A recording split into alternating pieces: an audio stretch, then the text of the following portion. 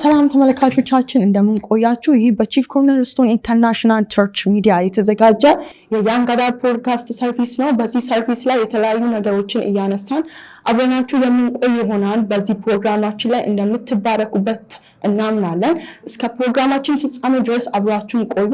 ፕሮግራሙን እየመራን አብረናችሁ የምንቆየው እኔ መክሊትና እኔ ደግሞ ምስጋና ሙሉጌታ እባላለሁ። እኛ የቺፍ ኮርነርስቶን ኢንተርናሽናል ቸርች አገልጋዮች ነን።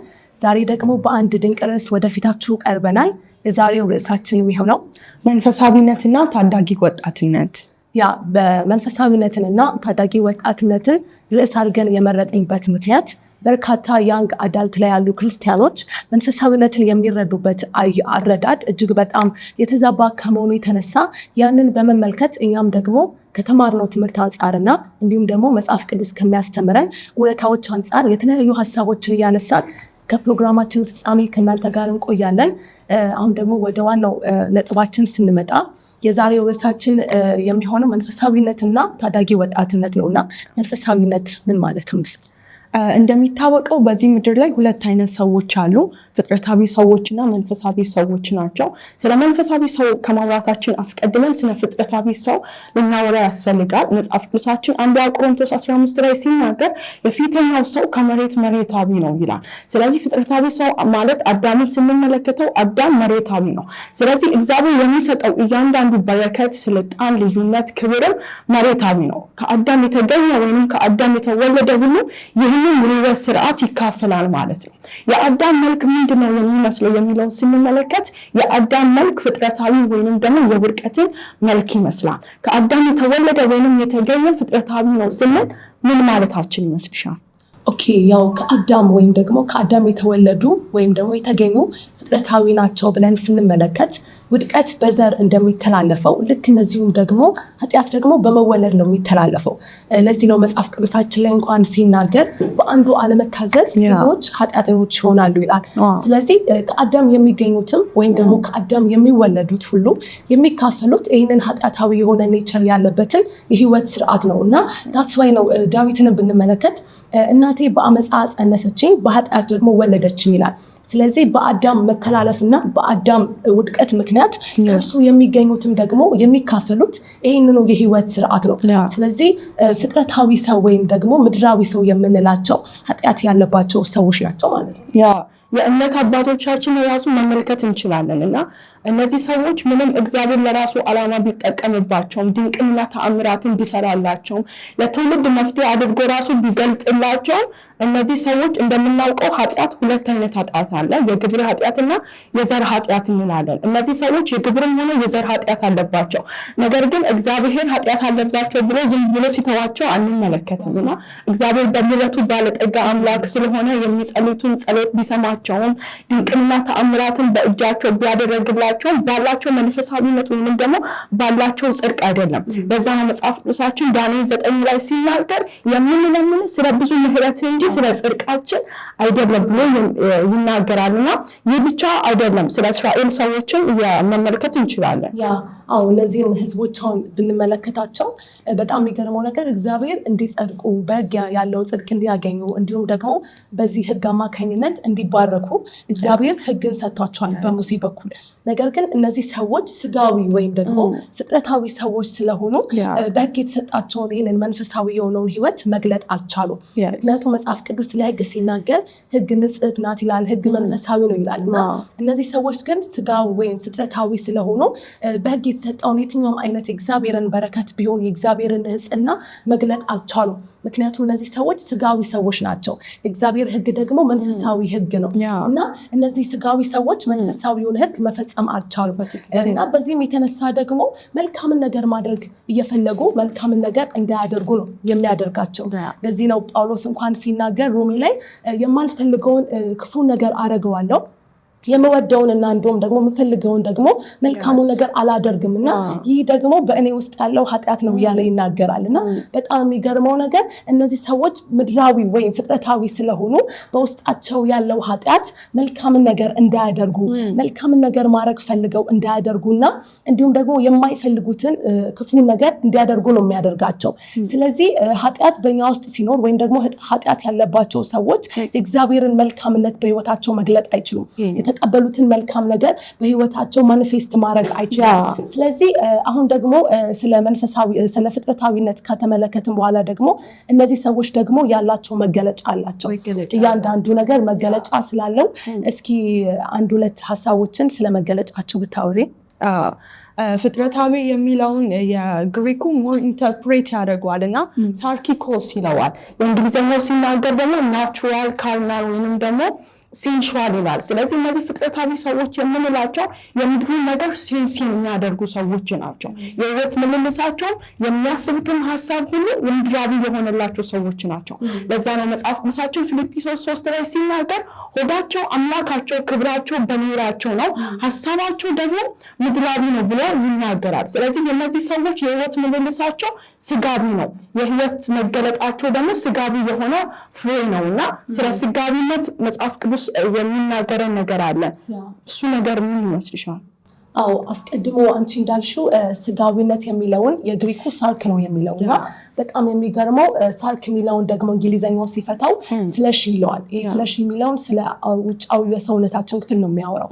እንዲሁም ደግሞ ካርናል ማይንድድ ይለዋል። ይህ ደግሞ ኢንተርናል ስለሆነው የውስጣችን ክፍል የሚያወራ ነው እና እነዚህ ስጋዊ ሰዎች የምንላቸው ደግሞ ካርናል የሆነውን ነገር ወይም ደግሞ ስጋዊ የሆነውን ነገር የሚያስቡ ስለ ስጋ የሚያስቡና የሚገለጥባቸውም ደግሞ ፍሬ ስጋዊ የሆነ ፍሬ ነው።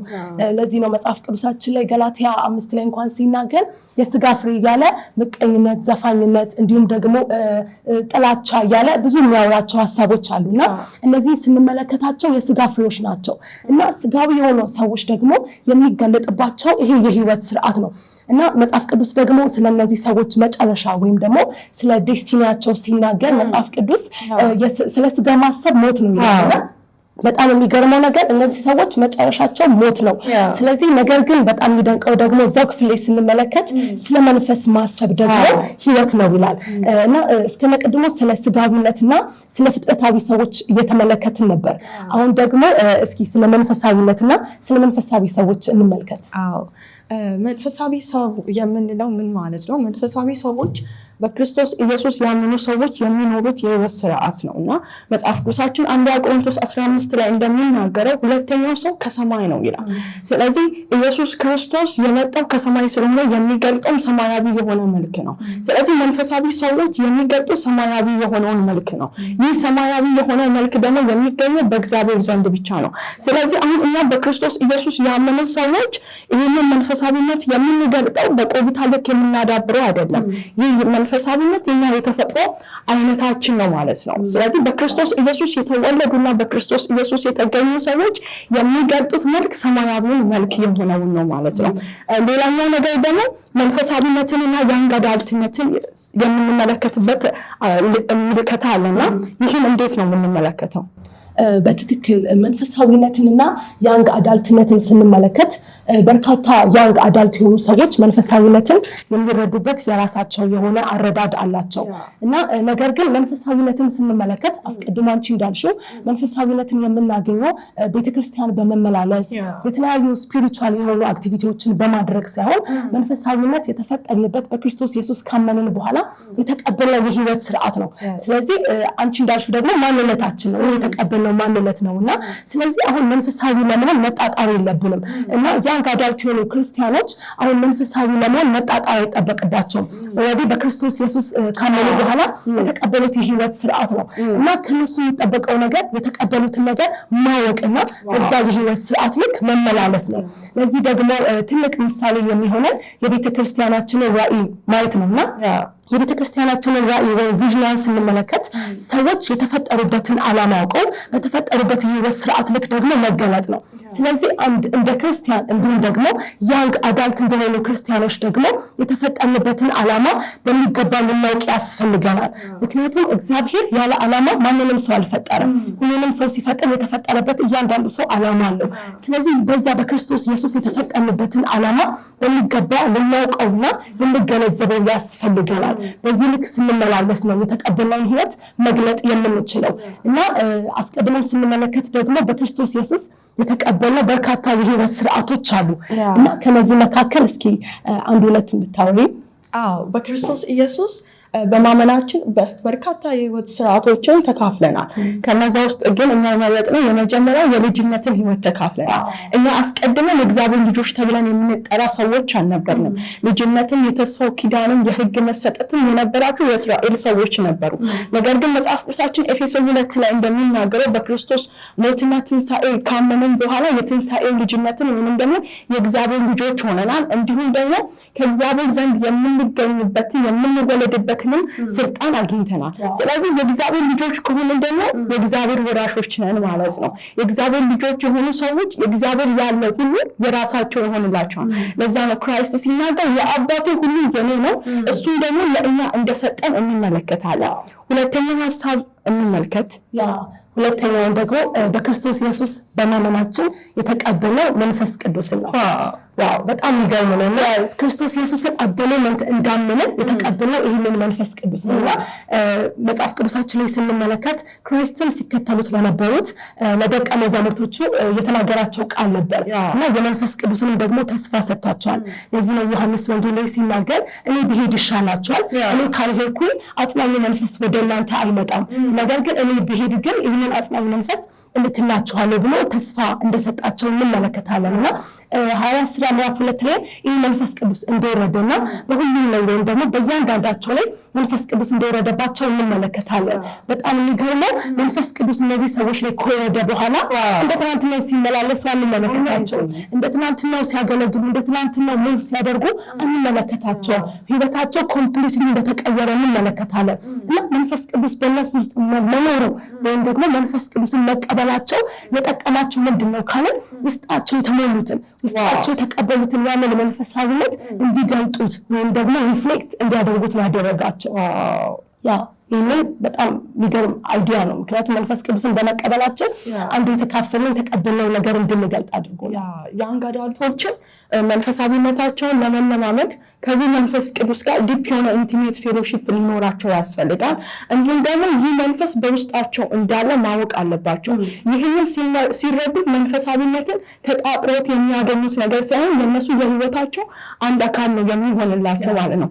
አብዛኛው የአንግ አዳልቶች ምንድነው የሚረዱት? ይህ መንፈስ ቅዱስ ለአገልጋዮች ብቻ እንደተሰጠ አድርገው ይረዳሉና ነገር ግን ይህ መንፈስ ቅዱስ በክርስቶስ ኢየሱስ ላመኑ ሰዎች ሁሉ የተሰጠ እንደሆነ ይህ መንፈስ ቅዱስ የምንዘምርበት፣ የምናመልክበት፣ የምናገለግልበት ብቻ ሳይሆን በህይወታችን እያንዳንዱ አቅጣጫ ክፍሎች ላይ ለጥቅም የተሰጠን እንደሆነ በሚገባ ማወቅ አለበት።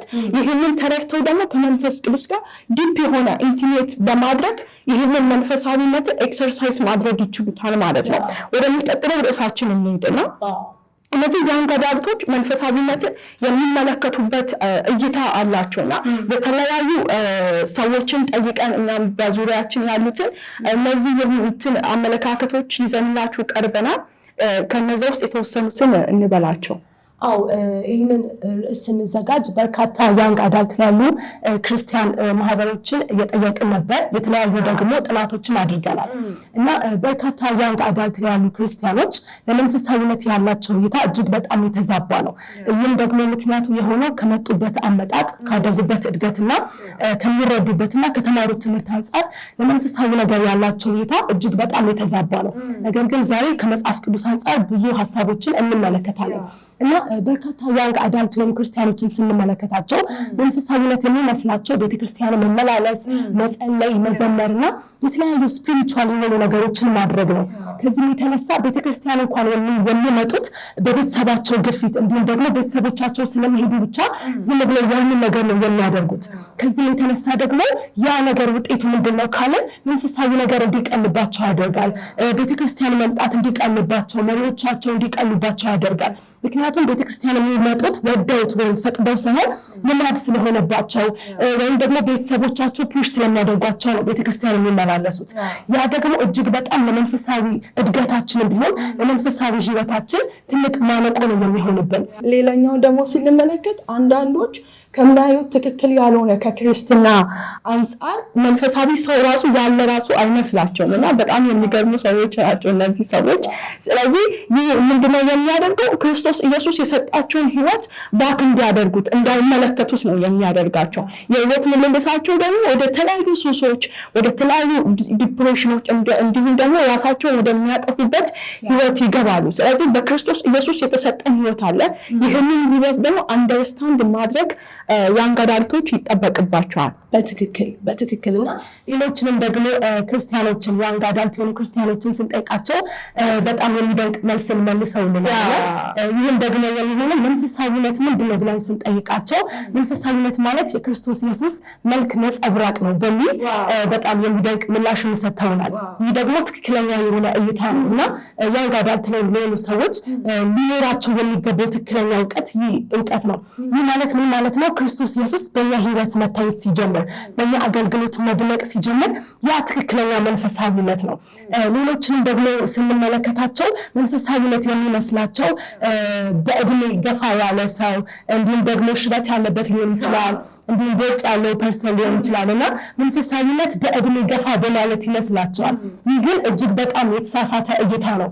ምክንያቱም መጽሐፍ ቅዱሳችን ላይ ስንመለከት በርካታ ያንግ ያሉ ክርስቲያኖች እግዚአብሔር የሰራባቸው እና መንፈሳዊ ሰዎች አሉ እና በብሉይ ኪዳን በአዲስ ኪዳን ብንመለከት በብሉይ ኪዳን ለምሳሌ ዳዊትን መመልከት እንችላለን፣ ሳሙኤልን መመልከት እንችላለን፣ ኤልያስን መመልከት እንችላለን። እነዚህ በብሉይ ኪዳን ምሳሌ የሚሆኑ ቲኔጀር ወይም ደግሞ ያንግ አዳልት ላይ እግዚአብሔር የሰራባቸው መንፈሳዊ ሰዎች ናቸው። በአዲስ ኪዳን ደግሞ በጣም የሚደንቀው ጢሞቴዎስን ማየት እንችላለን። እንዲሁም ደግሞ ከሐዋርያቶቹ ደግሞ በእድሜ አነስ የሚለው ዮሐንስንም ደግሞ መመልከት እንችላለን። እነዚህ ሰዎች ያንግ አዳልት ላይ ሆኖ መንፈሳዊነትን የተለማመዱ ሰዎች ናቸው። ልክ እንደ ሳሙኤል እግዚአብሔር ድምጽ የሚሰሙ፣ ልክ እንደ ዮሐንስ ኢየሱስ ክርስቶስን በመመልከት ለብዙ ሰዎች መትረፍ እንዳለ የተረዱ፣ ልክ እንደ ዳዊት ደግሞ ከመንፈስ ቅዱስ ጋር ህብረት የሚያደርጉ፣ ልክ እንደ ጢሞቴዎስ ደግሞ ያሉ ሰዎች አሉ። እነዚህ ሰዎች ገና በ17 ዓመታቸው የኤፌሶን ቤተክርስቲያን ሜን ፓስተር የሆኑ ሰዎች ናቸው እና እነዚህ ሰዎች ስንመለከታቸው እግዚአብሔር በእድሜ የሚሰራ አምላክ እንዳልሆነ በሚገባ ማወቅ አለበት እና በአሁኑ ጀነሬሽን ላይ ይዞች ይህንን መረዳት ያለባቸው።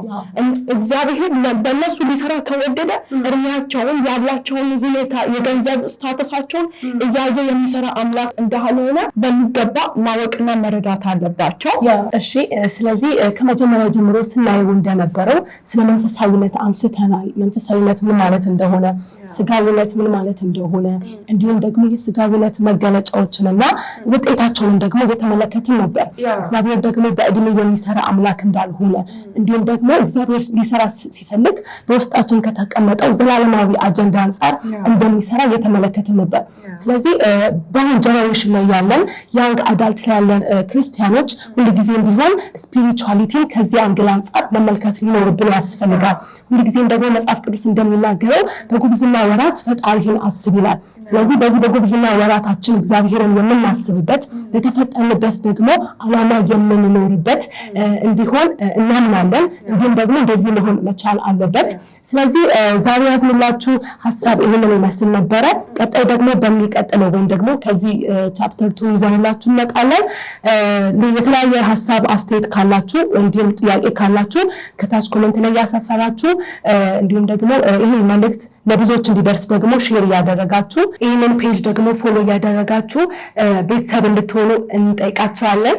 እስከ ሳምንት ሻሎም።